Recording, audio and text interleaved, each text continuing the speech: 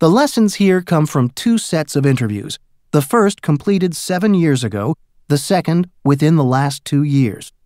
About 400 people from 130 organizations answered our questions. We found, in brief, that highly successful organizations know how to overcome antibodies that reject anything new. They know how to grab opportunities and avoid hazards. They see that bigger leaps are increasingly associated with winning big.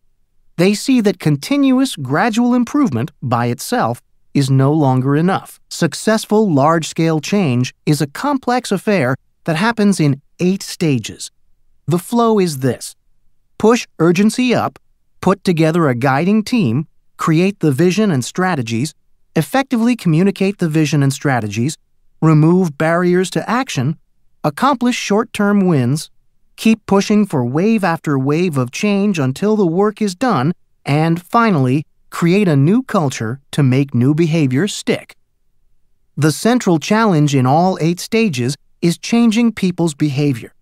The central challenge is not strategy, not systems, not culture. These elements and many others can be very important, but the core problem, without question, is behavior, what people do, and the need for significant shifts in what people do. Changing behavior is less a matter of giving people analysis to influence their thoughts than helping them to see a truth to influence their feelings. Both thinking and feeling are essential, and both are found in successful organizations, but the heart of change is in the emotions. The flow of see-feel change is more powerful than that of analysis-think change. These distinctions between seeing and analyzing, between feeling and thinking, are critical because, for the most part, we use the latter much more frequently, competently, and comfortably than the former.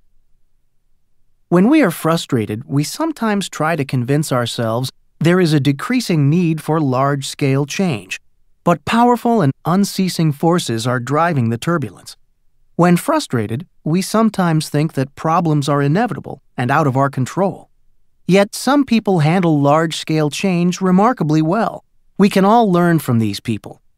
CEOs can learn. First-line supervisors can learn.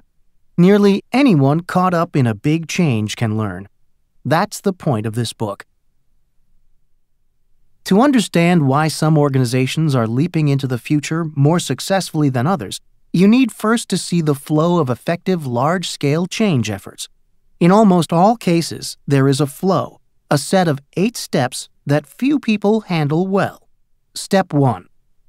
Whether at the top of a large private enterprise or in small groups at the bottom of a nonprofit, those who are most successful at significant change begin their work by creating a sense of urgency among relevant people. In smaller organizations, the relevant are more likely to number 100 than 5. In larger organizations, 1,000 rather than 50. The less successful change leaders aim at 5 or 50 or 0, allowing what is common nearly everywhere: too much complacency, fear, or anger, all 3 of which can undermine change. A sense of urgency, sometimes developed by very creative means, gets people off the couch, out of a bunker, and ready to move. Step 2. With urgency turned up, the more successful change agents pull together a guiding team with the credibility, skills, connections, reputations, and formal authority required to provide change leadership. This group learns to operate, as do all good teams, with trust and emotional commitment. The less successful rely on a single person or no one, weak task forces and committees, or complex governance structures, all without the stature and skills and power to do the job. The landscape is littered with task forces ill-equipped to produce needed change.